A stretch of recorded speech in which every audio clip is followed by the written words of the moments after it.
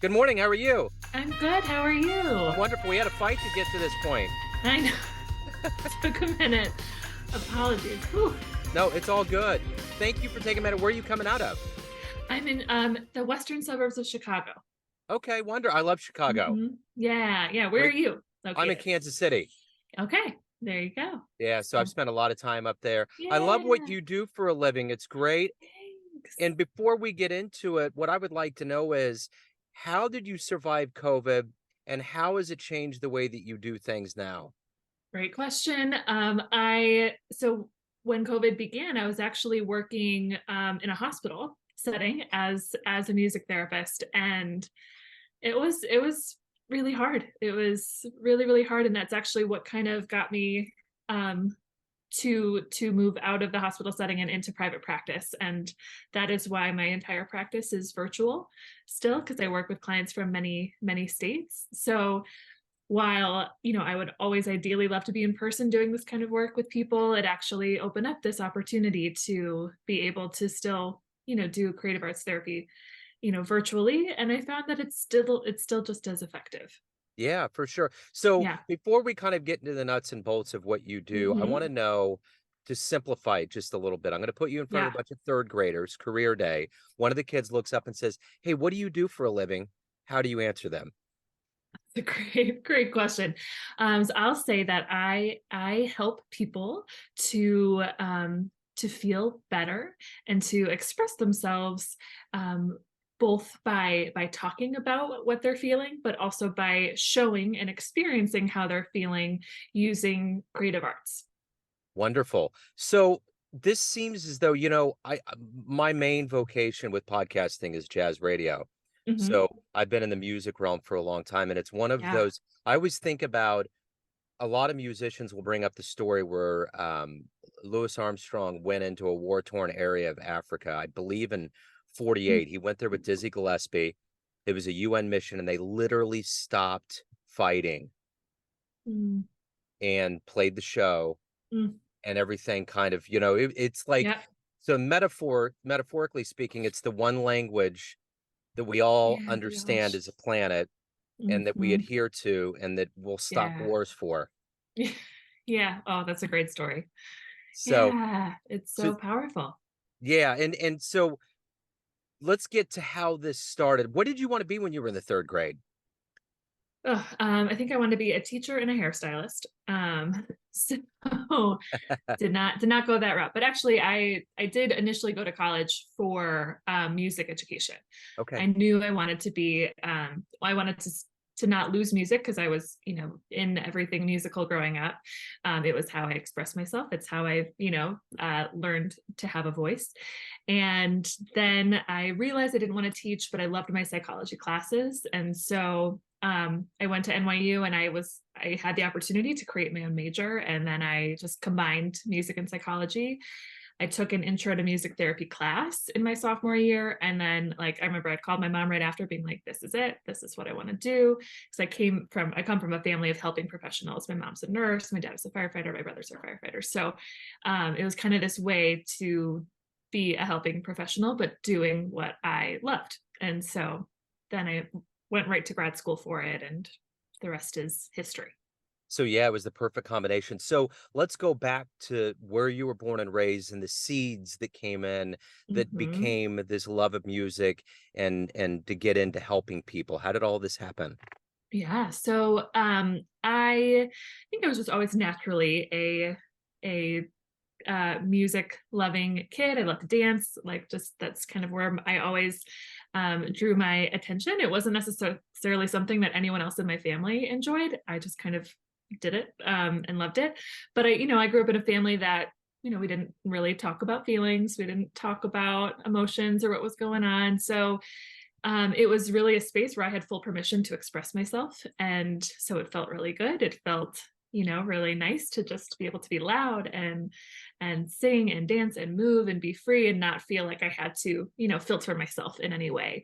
So that's kind of just naturally, I think, what kept me there. And especially I would say my main instrument is voice. So I'm a singer. So again, really learned how to express myself in that way. And then I went into songwriting, which was a way that I started to process my emotions, all the things that weren't being talked about. And even going back now, looking at some songs that I wrote like in my teenage years, which I thought were like, I'm just making this up. Actually they're really, kind of, it's like I feel so much compassion for myself at that time because I was just trying to figure out, what was going on. And then eventually in going to school, I began to see my own music psychotherapist at 19, who I still work with, and it just really opened up so much. Yeah. Yeah. So what was the first album for you, musician, first live show, all of those Mhm. things that really hooked you? Yeah. This is where especially my husband is like, you sure you're a music therapist? Because I grew up in the 90s, and so I'm very much like a boy band Spice Girls. Like that was Sure. the music that I was drawn to. I didn't necessarily get a great music education for classic rock or anything like that. My parents always listened to Motown. Like we were always listening to the oldies station, so I have an affinity for that music. I'm embarrassed to say my first concert was Ashley Simpson for some reason. Yeah. So so yeah, generally that's, I was always just kind of listening to music and it that my friends loved. So it was a community. That's one of the things I love so much about music, that it does keep us in community with other people. Um, so that's kind of my Interesting. Yeah. In my 20s, I was into the whole indie scene, and Mhm. lots of those things that happened in the 90s were kind of on the periphery. So my wife and Mhm. stepdaughter, I'm like, who is that? Yeah. And they'll always tell me because I have no idea. And it's in that realm of like boy band, singer-songwriter Mhm. kind of Oh things that yeah. I just did not get Yeah. into. So Hmm. yeah, I mean, but everything has its place, and the idea Yeah. is to hook you into liking and loving music. So Sure. Yeah, that's absolutely. yeah, that's the bottom line. Hmm. So let's talk a little bit about who's been kind of a mentor or a hero for you in your life. That's a great question. I mean, I would say my mom is like she's my best friend. She's the one that I've always kind of it's been my rock, been my biggest supporter. I'm really lucky. Like I feel like I've uh been in my work, right? I work with a lot of people who don't have that one solid figure in their lives to support them. And so for to have that has just been the best. I mean, she's been the biggest cheerleader for anything that I wanted to do. She's the one that started to do this kind of vulnerable emotional work that actually probably led me down this path, because she started to be open about exploring her feelings when I was a teenager. And that kind of gave me permission to do the same and to kind of be where I am today. And it's probably, yeah, why I felt motivated and called to move into more of the psychology element of music versus just kind of staying, in a teaching role. So yeah, so she's my main person, I'd Right say. on. So let me ask Mm-hmm. you this. If you could meet anybody on the planet right now, whether it's a musician or somebody in your Mm-hmm. field, who'd you love to meet and talk to for a little bit? Mm. Could be Great anybody. question. Yeah. You know, I think I would love to meet Adele. Yeah. To be honest, she'd be a ton of fun. I think I love that she's so vulnerable, right? Like she really uses her music to process her own stuff. And she's funny, and I think would be a fun person to connect with. So beyond the music, loving music, you're obviously Mhm. in the profession of helping people. What Mhm. is that spark, that motivation every day that gets you up, gets you moving, and gets you to accomplish what you want to get done? It's a great question. I mean, I I've always just been a really driven person. It's just like in my personality, very type A. Like I love having goals and, love to work hard to meet them. I would say that's probably the perfectionist people pleaser in me. It's kind of how I dealt with kind of any of the sort of chaos and things that I dealt with in childhood. It was my coping mechanism, was to be really, motivated and goal driven. So it's just inherently in me. But right now I'm so motivated, for my family. I have an 8-month-old son, who is just the best and delightful. And I'm exhausted, but I would say right now he is such a big motivator, especially to keep, in motherhood, right? Your identity changes, and I've had to grapple with wanting to have my time to do work, but also to be with him, and navigating that actually has been a really big motivator, and has forced me to be really, really intentional with my time that I'm spending away from him. And so that's actually been a huge motivator. Yeah. So let me ask you this. And I know probably for confidentiality, we can't get into specifics, but what's Mhm. one of your best success stories? Something that always puts a smile on your face? Mm. Um, it's there's I'd say there's two kind of versions of that. When I worked in the hospital, and I worked in a pediatric hospital, so with infants to people in their 20s, I would say that you know that that time, it was always really, really powerful to work with a family. Let's say, especially, I'm thinking of a teen who had, a cancer diagnosis. I was able to work with them from the point of diagnosis, kind of throughout their treatment. And it was really powerful to see how music, especially, was a source, for pain management. When she was going through really intensive treatments, like, I could come in, bring some music, and it would offer her some relief. But it was also a place where she could do some really deep emotional processing of this, right? Going through being diagnosed with cancer and going through treatment is a trauma in itself. And so, in real time, to be working with her, using songwriting, and just even improvising together, was a way for her to kind of sort out how she was feeling about it, which is ultimately going to continue to have a really positive impact as she moves forward, and may deal with the repercussions and the residual feelings of having gone through this experience.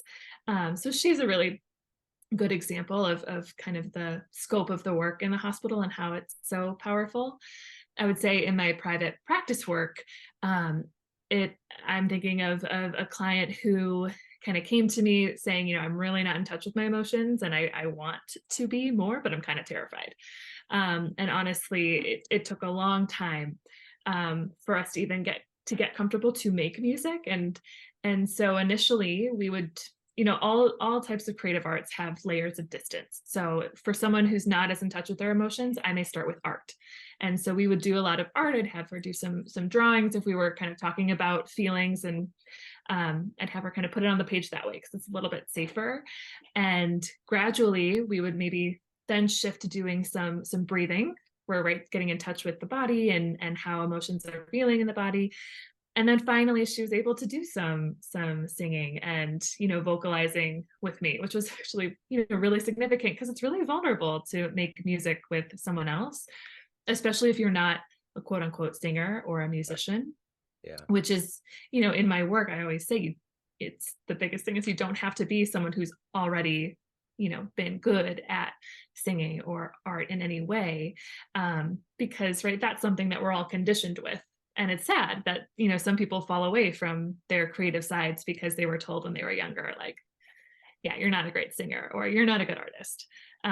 So, it's really powerful just to see the progression of someone's connection to themselves, Yeah. with the support of the arts.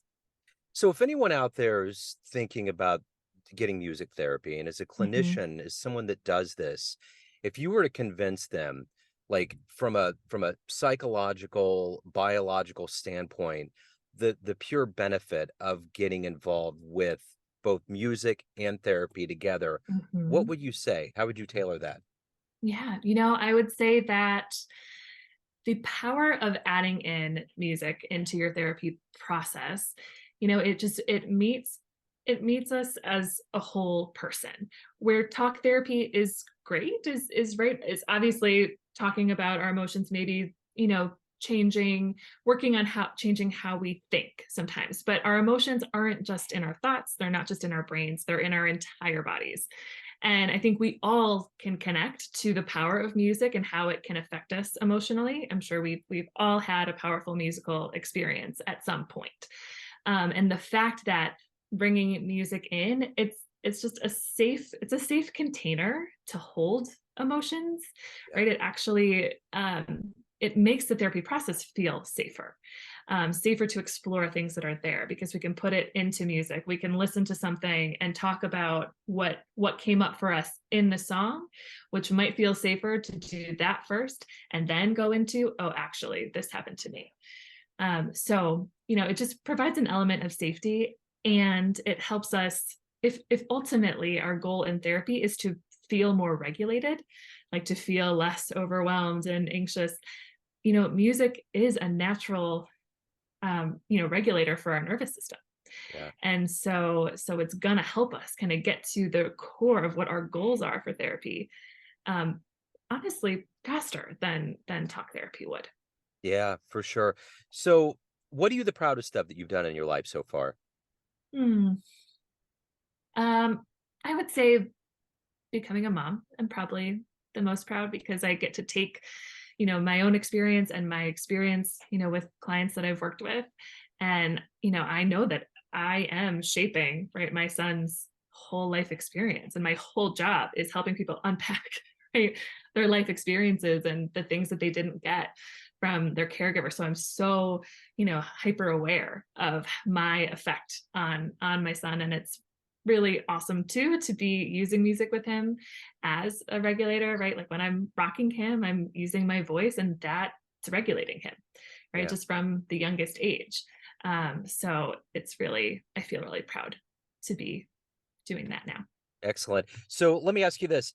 You talked about the 90s. There was all these movements that went on. The 80s had kind of this, bubblegum pop kind of a thing, synthesizers, all of that. Grunge came in and killed hair bands. There's all these movements that happen. Mhm. What do you see as one of the most impressive movements in jazz, or not in jazz, in music? Yes, Just what music. was like the I'm trying to find the right way to say this, whether it's a movement or an era. Mhm. What do you think was the most seminal that we've experienced in our lives? Hmm. That's a great question. I'm thinking, I don't know why, like the 60s and 70s, like coming into my brain just in terms of using music to send a message, Yeah, right? Like music to send a powerful message to express a collective feeling, right? A collective need. Um, and to use that, especially for good, right? To name, right, all of the needs and rights and, you know, things that we as a society need, and to spread the message of self-compassion, of love, connection, right? All these things that are just key, right? Key to our sense of well-being. And I think all of us, our goal in anything we do, the end goal is always that we want to be happier, right? We want to be more content. So to be using music to spread messages in that way, I think yeah. is That's a powerful. great answer. Yeah. And I was thinking about Sinead O'Connor, Mm-hmm. her era was almost should have been 20, 30 years before, because what Yeah, she was yeah. doing wouldn't have been so weird. And the Hmm. irony is that she got booed so loudly at a Bob Dylan event, and Wild. Bob was the one that Yeah. ushered in that whole notion. So, Right. Right. um, so Yeah. let me ask you this. Speaking of, youth and things like that, if you were to have a dream tonight, run into a 20-year-old version of yourself, and you could give that version of you a piece of advice based on what you've lived, Hmm. the wisdom you've gained so far, what would you tell that young Yeah. version of you? Oh, this is a great question. And this is actually I use this with clients a lot, talking to past selves. And so it's great to be on the receiving end of this Huh. question. I would give her a hug and I would tell her that everything's gonna be okay, that, she doesn't have to worry so much that I would tell her she's on the right path. Everything that she's doing is in alignment with who she wants to be, and that just to keep talking about what she's feeling, and she's gonna feel more at ease to do that, and that it's gonna really, like, she will become the type of, therapist that she's always wanted to be one day, and she's gonna feel really comfortable and confident in that. um I may tell her to not take out so many student loans, but but Right. we can't Yeah. go back then. But yeah, I would just kind of reassure her that she's doing everything right, she's on the right path, and it's all gonna be okay. I was talking to my stepdaughter yesterday about how much schools cost. Like, she's at one point was thinking about going to a fine arts school in Mhm. California, and it was like the amount of money was almost like 20 grand a year. Oh, yeah. Yeah. You know, like I Mhm. remember when I was in school, I went to the University of Missouri, Kansas City, and Mhm. it was like, I don't know, 3, 4,000 a year. And it's Oh. like, even if you were to become a lawyer or a doctor and spend Mhm. all that money, you still won't have the liquidity to pay all of that back. It's just a lot of money. It's Mhm. wild. Oh, it's insane. It is insane. And while I'm so grateful for the experience, like it shaped who I am and it's so important, it's yeah, looking back, like whoever said going to New York University was a good idea was Yeah, when you said oh, NYU, I can only imagine that's like the top of the food chain. yeah, yeah. I mean, it's great. I mean, it's again, the experience is worth it for sure.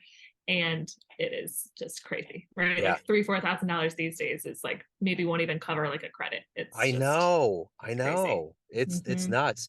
So let's say we get off the phone, time machine pulls up, you can punch in the digits and go see any performance in the history of music. Where are you going to go? That's such a great question. Where am I gonna go? Um, oh, I might go a lot of places, but you know, I'm gonna go see the Backstreet Boys when Okay. when I was 9 Yeah. because that would be such a delight. I did get to see them last year Oh, as an cool. adult, and it was honestly best experience ever. So I can only imagine how I would have enjoyed it at 9 years old. So my dad, when I was a kid, was a car salesman, and he used to win Hmm. these like drawings because the car dealerships would get tickets. Hmm. So he won tickets to see Michael Jackson, the Victory Tour in '84. And I was a kid, Cool. and we waited and waited and waited, and that's when he had the glove, and he Uh, came up out of the ground, and that glove just shimmered all around Arrowhead, and people were it was like a Beatles show. It was like the closest I remember to Shay. People were just totally losing their minds. So yeah, wow, that incredible. boy band level of phenomenon is Mm, wild. it is. So It is. yeah, it's crazy. So Indeed. let me ask you this. Everyone out there has a perception of you, family, Hmm. friends, clients, colleagues, but you run the Yeah. show. What's your Hmm. perception of you? Who do you think you are? Great question. I think that I'll lead with that I am a kind, compassionate, driven, confident, creative, um, vulnerable, open person. Um, non-judgmental, very accepting, and but I can also right I can be silly and playful and weird, and I think those are parts of myself. Not surprised they come last, but I think equal parts of myself to keep out there because those are the parts, right? That's the little kid who right found safety in music and dancing and singing and acting, who may have kind of fallen away from it for a while until right coming back into it professionally and working to help other people pull out that right inner kid and all of them. And so I work hard to make sure that I'm not losing that perception to keep that out too. Absolutely. Megan, if anyone wants to hire you, learn more about you, anything Mhm. pertaining to your world, where is the best place to go? They can find me on Instagram. It's at Connect with Megan, Megan, or my website is resonatepsychotherapy.com. Megan, this has been great. I was really looking forward to, talking to you about your world of music, and it was everything I thought. I really appreciate Oh, your time. Best of luck with everything. oh, thank you so much. This has been a blast. Best of luck.